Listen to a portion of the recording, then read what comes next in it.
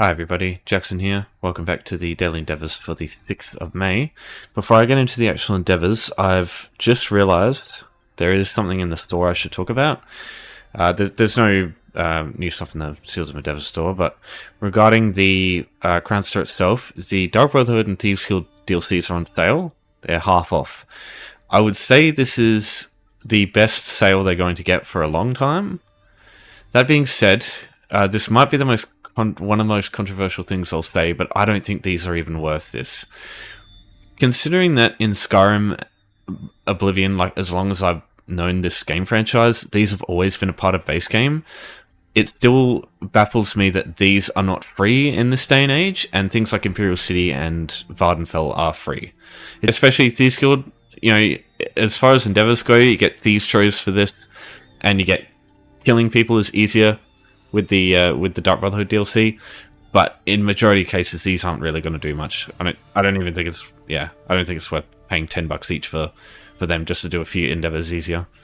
But that's just me. Anyway, so you know they're on sale now, so you can buy them if you want, but I wouldn't.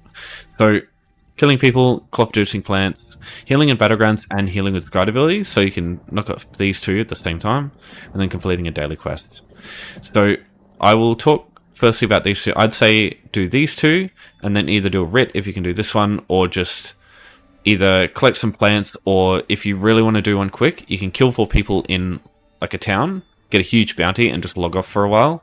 Do it on like a character you don't play very often, so that by the time you want to play them again, the bounty will be gone. Because killing 4 people, it'll give you quite a bounty, but it'll go away in less than a day. Like, it doesn't take very long. So yeah, that's what I would say. So definitely try and do these two if you can. So this one requires Gold Road. I must say, I read... I'll see if I can find the link to it. Hang on. Apparently, Scribing is coming to base game.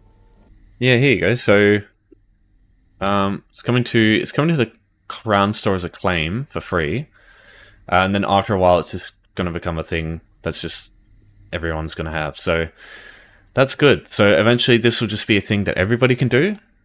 And it makes sense because the actual zone for where you do the actual scribing is part of Ivea, which is base game, and this is just a part of it. So by the sound of it, you're just going to be able to go to base game Mages Guild and be able to get access to it. So that's going to be great. Very, very happy with that as well. I was expecting that to be a ESO Plus thing for sure, but apparently it's not. That being said, I don't know for sure. We'll see how it goes. So yeah, definitely do these two if you can, but if not, there's still some other easy options. So with these two, I will talk about Scribed abilities first, because this one you can just heal with anything. In both these cases, you're going to need something that takes away your health. If you're a Nightblade and you're quite high level, you'll have access to Siphoning Strikes. This ability here, it takes away health, gives you other resources.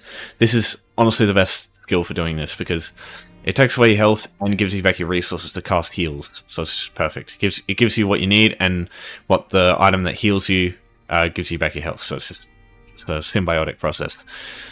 But if not, you go Guild Undaunted and you go Blood Altar here. So this one comes from the 3 taverns. I think the closest one you can get access to is Rosy Lion. So you come to where the tribute player is, close to them. That area there on the bottom floor, there'll be a orc lady you can talk to. She gives you a quest. As soon as you start the quest, you unlock the Undaunted skill line. You have to be level 10, but I assume most people are level 10. So yeah, that's Blood Altar there. The third ability, and one I do suggest you use alongside it if you're a vampire, is Blood Frenzy. So this also takes health and gives you weapon and spell damage, which affects your healing. So this directly speeds up how quick you can do this in 2 ways, not just one.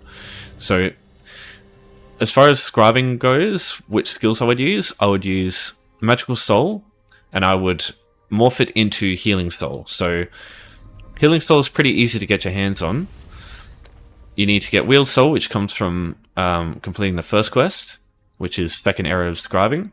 Then after that, you get the quest Wing of the Intric, which gives you healing and Sage's Remedy, which is all you need basically to do this. And then if you can go further, you can get Vitality, and you can get Druid's Resurgence.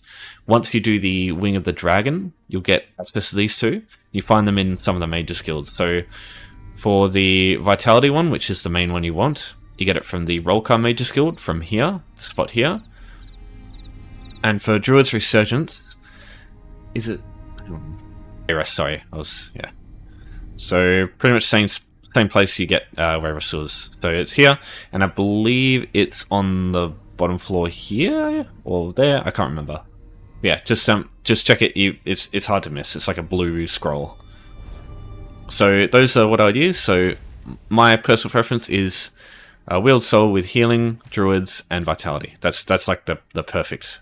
That's like the perfect fit. You can swap druids for sages if you want a little bit more healing, but I just like getting resources back a little bit. Health remover is if you just try and heal with your Scribed ability, it won't do anything. What you actually have to do is take away your health, and as you can see there, it starts to work. So in this case, all I'm going to do is put Vampire on, and then spam Siphon until we're low health, and then just cast heal, siphoning, cast heal, siphoning, cast heal. If your health goes too low, you'll deactivate the vampirism thing, so you don't want to do that. There, you just do that until it's done. And you can't kill yourself with vampirism, blood frenzy. Just so you know, it's not actually possible. It will just disable. Yeah, there you go. And then you just so you just keep healing, keep taking your health away, and you'll get it eventually. So no PvP required, no fighting required. Just stand in one spot and just take your health away slowly. You can use like falling off like heights as well to take fall damage. If you don't have a ability that takes away health, you can do that too. But yeah, if you're level 10 to get into Cyrodiil, you can also unlock that Blood Altar skill, so it's not a big deal. Daily quests in this game are these blue quests instead of these sort of like black and white outline quests. Those are non-dailies. So anything that has this look to it will be a daily quest. So the easiest ones to do will be writs. It's basically just craft 3 items, hand them in, and you get a reward. So if I were to choose anything for daily quests, it would definitely be doing a writ. You need just about 30 to 40 or 50-ish of a resource. That's for max up stuff, the Ancestor Silk and whatever.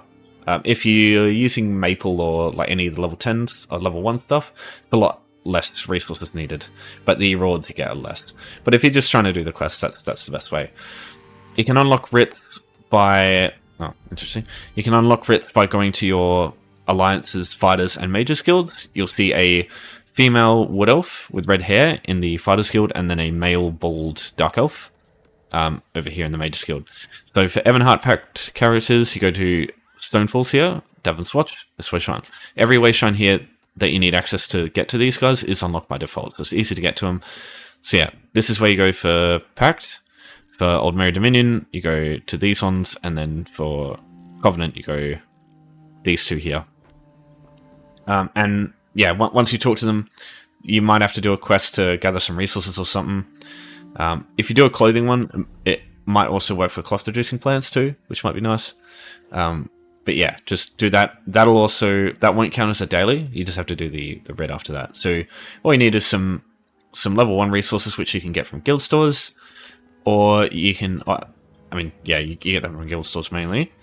And then style materials, talk to any blacksmith or clothier or anything like that. You get the racial style materials, and you can get an infinite source of them for 15 gold each. So that's what I do. Because usually the amount that you get for doing a writ is going to be more than it costs to use the style materials. I've got an add-on called Lazy Writ Crafter that does all the writ crafting for me. You'll have this on PC. Unfortunately, Rip console users, you don't have this yet. You are getting it very soon, though.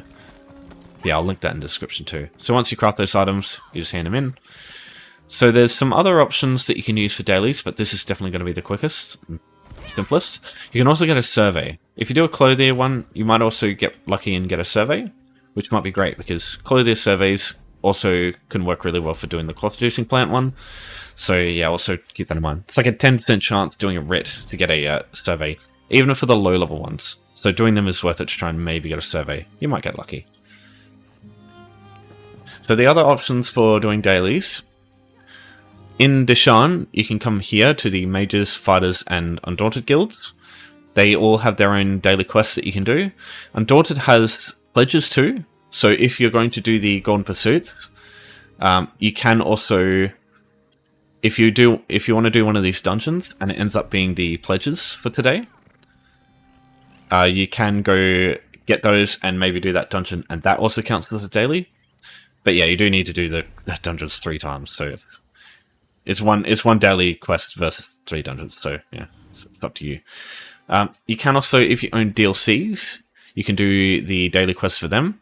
So as an example, Fargrave, there's a daily quest giver, or there's 2. There's a daily delve and a daily world boss quest giver, and all of them have this somewhere in their zone, but the Fargrave ones are here. So it might take you to go to the Deadlands and just do some stuff in a delve and maybe kill a boss, and then hand it back in, and that's a daily as well. It will be slower than Writ, though, I think. But yeah, those might be worth it, because you might get the lead that you get in Fargrave's dailies for the Mark and Ring of Majesty, which might be good. But yeah, just know if you own like a DLC zone, it'll have some dailies that you can do. So Hrothgar, for example, the daily delves can be found here, and then the daily world boss can be found here, and every zone has that kind of thing. Most of them have them in the same spot though, especially the newer stuff.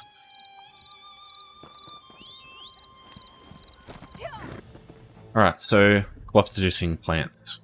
First thing I'm going to do is also link this tier in the description. If you want to know what all the different types of cloth producing plants are, the most common ones you probably have access to is jute, which looks like a yellow plant with green stems, and then ancestor silk, which looks like blood red spider webs. It's actually just a reshade of spider silk, by the way. So what you want to do is just be on the lookout for that stuff. If you want to make it a bit easier for yourself in the long run, there's an add-on I will link in the description called HarvestMap. This one here. So every time I collect a cloth producing plant, it adds a little node on the map for me, so I can go check it again afterwards, if I ever want to do this again. So I'm just going to go through and have a look. But other people will probably be doing the same thing, so it's worth keeping that in mind. The way it works is cloth plants will always spawn in predetermined locations. That's why we're using the add-on to track it. As far as which zones to do it in, there's no zone that's going to be like better than any other one. It's just a luck of the draw. Every zone has like a ton of predetermined locations for every type of material, and yeah, cloth plants are no different. Now, I will make a case for choosing Craglon first, if you're okay with dealing with the massive players doing the same thing, because in Craglon, you get a chance of getting a trait material called Nerncrux. Now, there's Fortified Nerncrux, which is the armor trait, and then there's also the... I don't think I've got any on me. No, I don't. But it when you get the item, it looks like glowing red cocaine. So it's called it's called Potent Nerncrux. And that stuff sells for a ton, or you can use it to make meta items. So, yeah, I guess crafted items are not meta, but you can make the best possible stuff available with that trait. I don't know. It's the best. It's one of the best traits you can get. I'll just leave it there. So if you haven't got the champion point already, what I would do is make sure you have Master Gatherer. This will halve the amount of time it takes to gather these plants by half. And then there's also Plentiful Harvest. This is especially important for the next thing I'm about to talk about, which is surveys, because it increases the yield that you get from surveys especially, which are not something that you can just go back to at will. So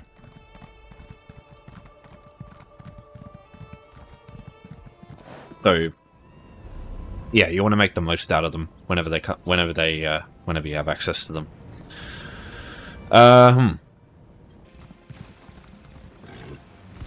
Okay, so surveys are good for cloth reducing plant endeavors because they give you 6 nodes of stuff to harvest, and the Furrier's traps also count.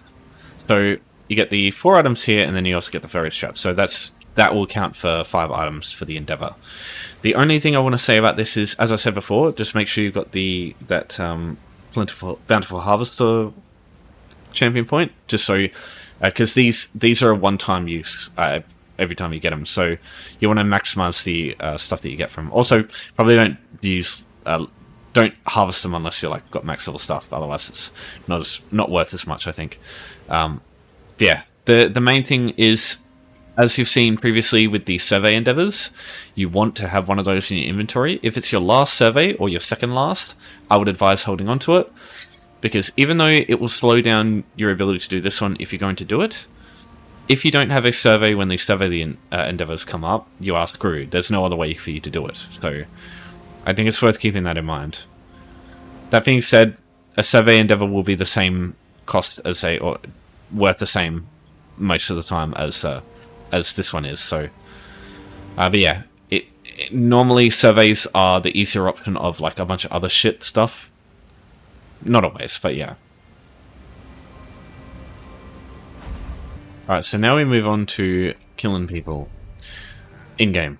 So there's a couple of ways to kill people. The ways I would suggest you use is either through vampirism or using the Blade of Woe from the Dark Brotherhood passive. Fancy that. So they both work the same way. You got behind people when you're hidden, and a synergy will come up. You can either use the Blade of Woe or Feed. Now, Feed is a base game option, so even if you don't own the Dark Brotherhood, you can use that. And I would suggest using that over the other option, which is just walking up to a bunch of people and attacking them. Like in this case, you could go up to these three people, just melee attack them, and then come up to this guy and do the same thing. But you'll get a huge bounty. If you're okay with that, that's fine. You can just jump on a minor character that you have, like one that you're leveling or some shit, and just attack all these people and kill them. And the bounty will go away after like half a day, usually, or a day. So it's not a big deal unless you like constantly are playing this game. So, and even then, it's probably not a big deal. So with vampirism, if you want vampirism, my advice is to ask someone in like a guild or in like zones. They might take you to another one, but I like using Bankrai because the shrine is right here. You can see it, this little dark spot here. And getting to Evermore, it's pretty easy. You just use the boatswain from Glenumbra and just ask them to bring you to Bankrai, and you rock up right here, and it's like right around the corner, and then Wayshrine's right there anyway. So yeah, super duper easy to get to this one, and there's no enemies in the way like there are with the other ones. So yeah, what you got to do is someone's got to use a synergy on you. Takes a couple of seconds for the animation to go through, and then you've got to do a quest in like an instance area. Takes maybe 5 minutes, and then you get vampirism. And then after that, you immediately, from like the get-go with vampirism, you get the feed passive here, and every time you go up to behind people, you can feed on them. So that is the only way I would really suggest outside of using the Dark Brotherhood skill line to do that one. Now, there's a bunch of people in Auradon that you can feed on that you won't get a bounty for. So when this guy's away from this person, you can feed on them and not get a bounty. This guy is sometimes protected from this lady, by this lady, sorry. When she's turned around though, you can usually get him and it's free game. Yeah, what I would do is wait for this guy to be away from this guy, wait for her to be looking the other way, and then go for this guy.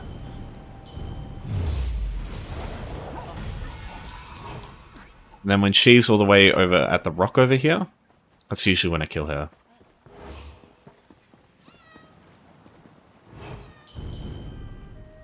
Yeah, the only thing is there's a couple of people here that can spot you doing it.